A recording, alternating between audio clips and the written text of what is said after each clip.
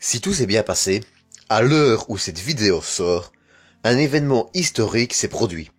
Pour la première fois, une capsule venant d'une compagnie privée dédiée au transport d'humains vers l'ISS a décollé, redonnant ainsi aux États-Unis un accès à l'espace pour ces astronautes perdus en 2011 avec la mise à la retraite des navettes spatiales américaines.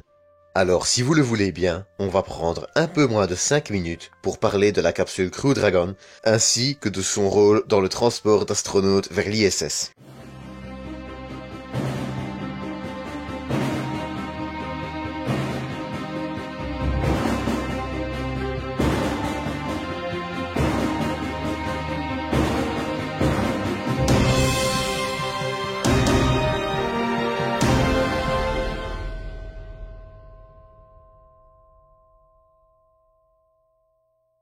Avant de commencer l'épisode, sachez que je ne parlerai pas de la capsule de Boeing, la CST-100 Starliner, ou encore de la navette Dream Chaser de Sierra Nevada Corporation.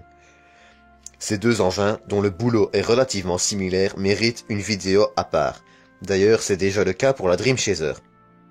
Et autre petite annonce que je tenais également à faire, si vous désirez faire un don plus important sans rien payer, et que vous prévoyez d'acheter prochainement sur AstroShop, n'hésitez pas à passer par le lien en description ou en fiche si j'y pense. Ça ne vous coûte rien, mais ça me permet de gagner 10% sur votre prix d'achat, de quoi me permettre un meilleur microphone notamment, ainsi que quelques autres petits projets que je révélerai sûrement dans les prochains mois. Bref, cette courte parenthèse étant beaucoup trop longue, passons à notre chère capsule Dragon. Je ne parlerai cependant que très rapidement de ses caractéristiques, celles-ci ayant déjà été largement évoquées dans l'épisode sur SpaceX, qui sera également en fiche ou en description. Crew Dragon est une capsule spatiale, dérivée du cargo Dragon, dont la mission principale est d'emmener jusqu'à 7 passagers vers la Station Spatiale Internationale. Mais en plus de l'équipage, Crew Dragon peut également emporter du cargo. Jusqu'à 3307 kg vers l'ISS et 2507 kg au retour. Il est également capable de rester amarré à l'ISS pendant 2 ans, contre 200 jours, à titre de comparaison avec les vaisseaux Soyuz actuels. Le développement du vaisseau Dragon Crew se déroule autour de 3 missions principales, permettant toutes d'avancer dans la qualification de l'engin pour les vols habités. Le premier, entre guillemets vol, a eu lieu le 6 mai 2015, avec la capsule prototype Dragonfly. Cet essai visait à tester les systèmes de sécurité en cas d'avortement du vol sur le pas de tir. En effet, contrairement aux capsules des missions Apollo ou aux vaisseaux Soyuz, Dragon n'utilise pas de tour de sauvetage, mais des moteurs intégrés, les Super Draco. Moteurs que SpaceX envisage d'ailleurs d'utiliser également pour des atterrissages au sol, même si, à l'heure actuelle, seuls des atterrissages en mer sont prévus. La seconde étape de ce développement consiste à lancer une capsule Dragon et à la faire s'arrimer à l'ISS.